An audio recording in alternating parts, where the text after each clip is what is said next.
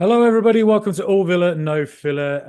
I am currently not able to be traveling on a train as I'm supposed to be right now because nothing works in this country as usual. Hence why the current government in power did so badly in the local council elections, I'm sure. Talking of not working, I can't even get my microphone to stay on the desk right here. So this is a quick reaction to the Brighton Villa game. I thought I would just see how Liverpool got on against Tottenham first. Just that would always shape my mood. I think Tottenham, they seem to be doing this thing at the moment where they get absolutely battered, and then the other team sort of stops playing for a bit, and then they score a couple and make it look interesting.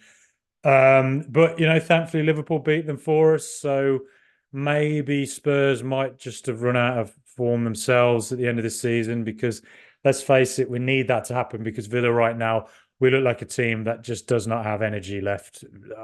Fundamentally, I think it's understandable. We're a team who've not played in Europe for a very, very long time. We've gone all the way in Europe this season, the furthest of any English club. Um, and you know, constant tough games recently, 120 minutes of penalties against Lille.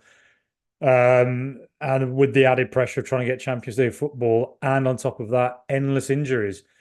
All of that's going to tell in the end. And unfortunately, it just feels like we're really starting to see the impact of that now, don't we? And I think we saw it against Brighton today. We lost 1-0. Brighton had 15 shots, 8 on target, 53% possession. Villa had 2 shots, 1 on target, 47% possession. I think that tells its own story, really. We had a lot of the ball at the back, but from front to back, it just feels like in the final third, there was just nothing there, really. Watkins wasn't really able to win his duels with the Brighton. What was it, Webster? I think it was. He was going. We couldn't really get much out of him. Rogers getting injured just sums it up, really, doesn't it? And then Bailey looked like he just wasn't really on form today. Diaby wasn't really present. Just wasn't really anything going on in the final third. Never a moment I thought something was going to happen.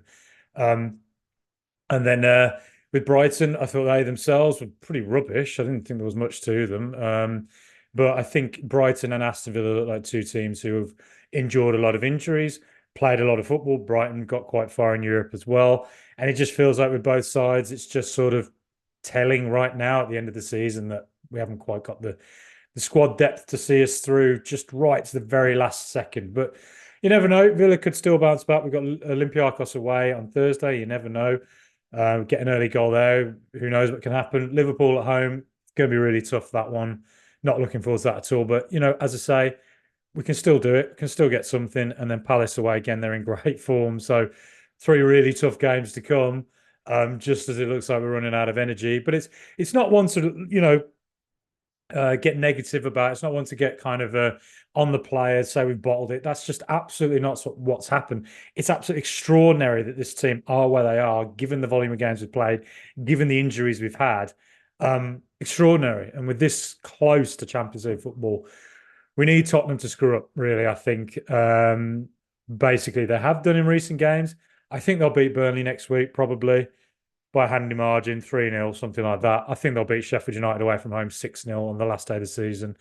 So it's goal difference. We're good on goal difference with them, but I wouldn't rule them out overhauling that.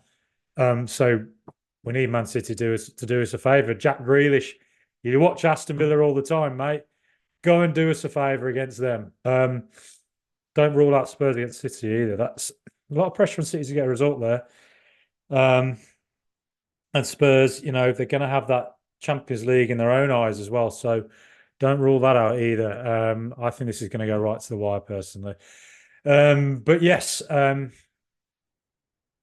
it's a disappointing, really poor display. But look, we had the Thursday night game where Olympiacos had a break from their own FA. Lille had the same thing. So, of course, they had more energy than we did. We just, I could see them a bit out of puff.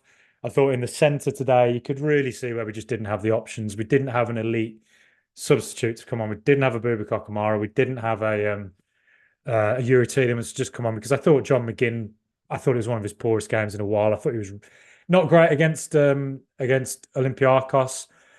I think in recent games that McGinn's been making a couple of decisions that have been weird. Today, a couple of passes he made that were like, why have you tried to make the Steven Gerrard Hollywood ball when all you have to do is just play it 5 yards to Pau Torres or Douglas Luiz? Why have you Why have you made that pass? And got away with the one a bit earlier in the second half into Pad Torres. It led to a spell where Brighton nearly got something. And then I think in the run up to the Adingra penalty, which João Pedro then scored, really unlucky for Robin Olsen, who was brilliant today, by far our best player. I thought McGinn, all of our players are further forward. He had acres of time. Instead of just passing the ball to Douglas Luiz, who had acres of space, he tries to do a Hollywood ball out to Matty Cash. And that is what led to the run of play that led to the Brighton goal, penalty. And, the mistakes like that just cost you, don't in the end. And there you go. I just think we didn't have that elite midfielder to come into centre midfield and just make a difference. I think even missing Zaniolo was key as well. Just someone to come on and do something a little bit different. They just weren't there. And the fundamental fact is we've played an extraordinary number of games, a lot of injuries, and I think it showed today. I think that is fundamentally what happened. And thankfully, Spurs didn't get a result, but. Been one of the best seasons I've ever seen in my life. But it's also a season I just kind of want to end now. And Olympiacos, who knows? We can do it. Think positive, as Unai Emery always says. Liverpool home next, going to be extremely tough. Harvey Elliott, I think, will cause us some problems, but we can cause them problems as well. And then Palace away, we can get the job done. We can do it.